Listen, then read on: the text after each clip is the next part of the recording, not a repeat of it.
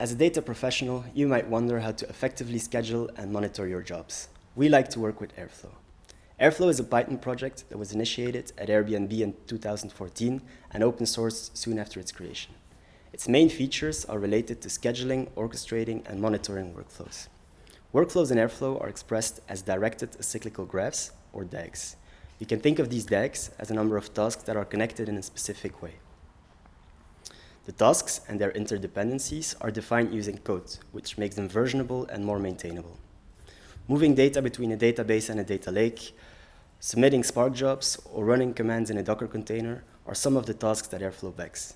The list is long and still growing thanks to the active open source community. The integrated web interface provides an overview on the scheduled jobs and makes it possible to monitor them day to day.